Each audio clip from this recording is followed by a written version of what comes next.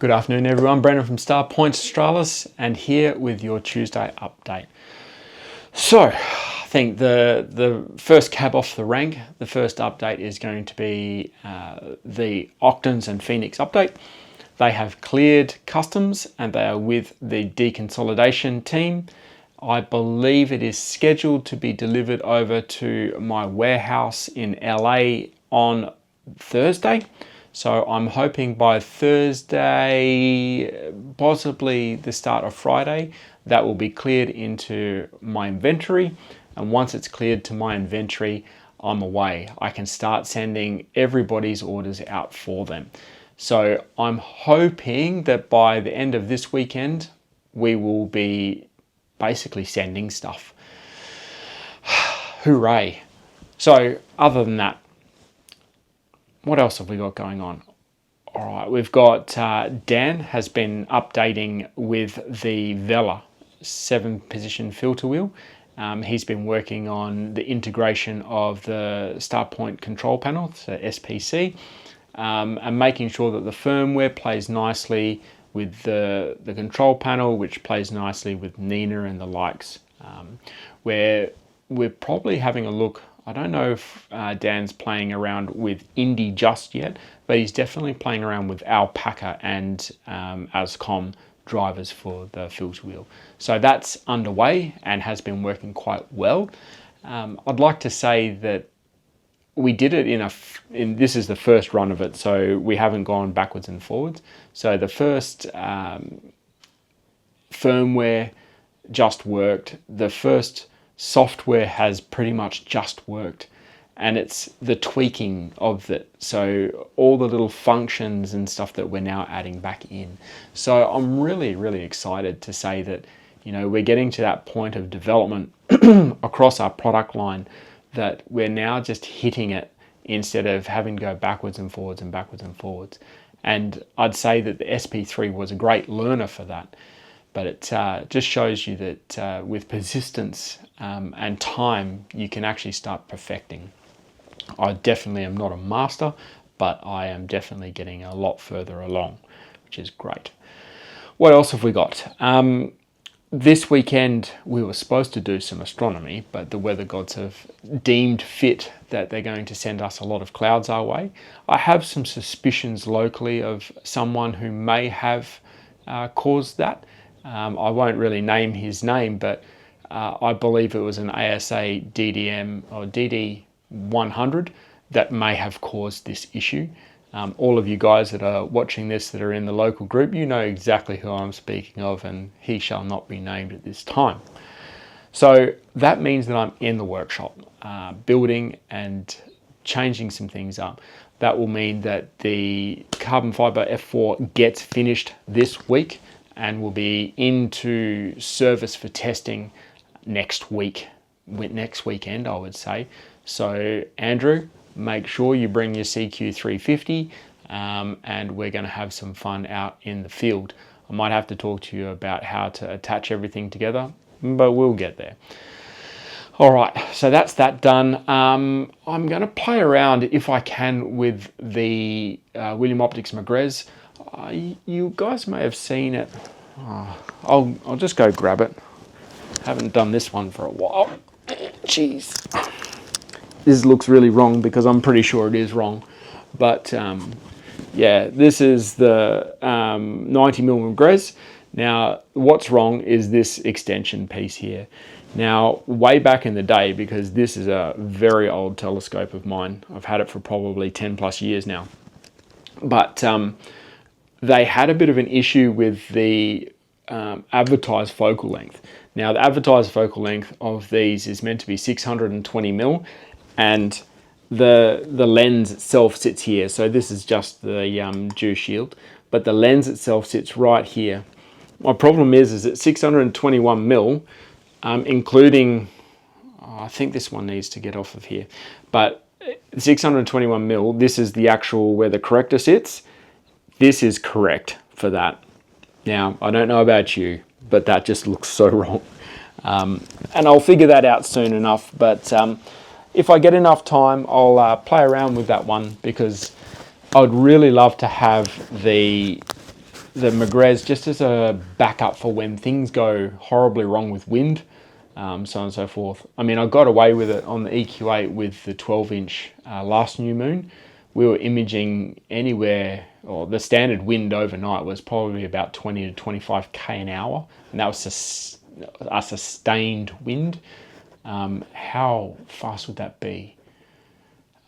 In American mile an hour, 60 mile an hour is 100, 50 is 30, so half of that. So about 15 to 20 mile an hour winds. And that was sustained. That's not actually the gusts. The gusts were anywhere up to 50 k an hour. So we were talking 30, 35 mile an hour winds. And the Instagram post, the Facebook post that you would have seen the other day is a testament to what the Octans can actually do and allow you to take such a big instrument in horrible wind conditions. So yeah, that's where I'll be with that. So this weekend is going to be a bit of playing in the workshop. What else have I been doing? Of an evening, I've been playing around with some coding. I think I've told you about the weather dew board that marries up with the RC. So the RC little focuser that's playing. I think, yeah, you can kind of see it there a little bit. So the RC itself has got a focuser at the top based upon the SP3 kind of firmware. I'm adapting it a little bit because it's not only got the firmware side of it with the focusing, but it's also got glass temperature and dew heating elements inside. So it is a little self-contained unit to ensure dew stays off the secondary mirror. It also has a secondary focuser that moves through its range. But wirelessly it connects to a daughter board that sits at the back of the system. It monitors the primary mirror's glass temperature, so it's got some ultra high resolution RTD PT1000 is what they're called, temp sensors, and they are that sensitive that I can literally hold it up in the air, grab my hand and just waft it, and you can see the temperature raise up and down. So they are super sensitive to capture the change in temperature in glass. Now, the daughter board at the moment only has one of those, but I'll probably build it up to 4, depending on the size of the mirror, right?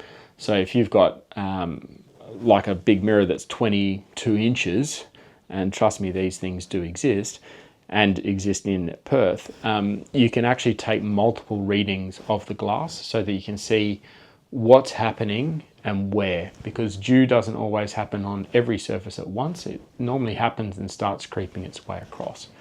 So dew on the glass. It also controls fans. So you will have seen on some really high-end plane wave telescopes that they've actually got fans that sit to the side and blow air across the primary. I'm doing it slightly different. I'm going to use the fans from the back and then build basically a radial nozzle for the whole telescope, so I can pressurize a plenum and then the air will come out linearly, and that way it's not turbulent air, which is I think pretty cool. I'll have to see how that goes, and I think that'll be a really good video once I do it, because I need to get smoke to show where the actual smoke's coming across and where it's flowing across the mirror versus where it's not. So I have been working on that, but I have been specifically working on the fan error coding and making sure that I've got very, very robust, scalable sensors, so I can put more sensors on the boards when I need to, more fans when I need to, but also very verbose LED error codes. So we've all been there before. A device throws an error and it says, I've got an error. And you're like, great, what is the error? So my one comes down to, for instance, I've got a fan that doesn't work out of the 3. So the number 2 fan's died. The error code would be, I need your attention. So I'm going to flash green light, which every astronomer knows green light is the hell spawn of astronomy. I'm going to flash green light to annoy everybody and get your attention. I'm then going to tell you whether it was one fan that's died, multiple fans have died, remembering we could have n number of fans. So one fan, multiple fans, or all fans have died. So this time it's going to be one fan, so one flashing green light to say one fan, and then it goes on to tell you that which fan it actually was, so it'll flash twice. So you can sit there, as long as you know what the code means, which is not hard to do, you know, a piece of paper or any documentation will show you that. You can go, this number 2 fan on my RC has died and I need to replace it or find out what's happened. You never know, it could be a locust that's decided to crawl up into the back of your fan and cause issues. Hopefully things like this, which are little grates, stop that. So yeah, I've been playing around with that, which has been cool. I've also been playing around with, whilst I've grabbed this, the fans and how they mount to the RC. Now the RC itself has on the back 3 fans, and in the early editions of the Arcos RCs, they actually mounted the fans straight to the back. So they didn't mount them inside like they do now. They just mounted them on the back and called it a day. That doesn't really sit well with me because A, the fans are just sitting out in the middle of nowhere and cause issues when you're swinging things around. So I went ahead and late night, as always, I decided to stay up till 1 o'clock, don't ask me why, and redesign a little, I'll call it a little wedge system. I'll show you these two. So this one here, pretty simple, pretty easy. This is just the cover, just to stop the locusts getting in the back into your fan. So that was number 1. And then number 2, and this is version 1 and version 2. So version 1, I made this little bad boy here, and what it is to do is to fit the fan between the back plate, the main mounting plate, and the mirror itself. Didn't quite fit. The reason is that I didn't have the right measurements to 3D design and model. Number 2, version 2, I got the right measurements, and then I got this little bad boy. Now this one fits about 98%. It fits, there's no problems about that, but it doesn't fit exactly where I want it to. And the only reason is because the primary mirror actually has like a hyperbolic conical shape on it. It's not dead linear. So I need to just slide the fan back just a little bit, probably about 3 or 4 mil, and then that will fit perfectly. So that's the fans for the RC. So RC is pretty much done. We've covered the Vela, the filter wheel. We've covered the RC fan system and the weather system. We've covered off that the F4 will be out on the field getting tested next week when we have the new moon. We will also be testing and playing around. The testing and playing around with the William optics, and then the update for the Octans and Phoenix. All right then. Well, I think that's enough of an update for this week. Hopefully next week I will be able to give you another update saying that everything's been sent out, which I'll be so happy and pleased to do. All right then, guys. Hopefully wherever you are, it's clear and you can do some astronomy or enjoy some astrophotography, processing, whatever it is that you love doing. And until next time, I'll talk to you soon.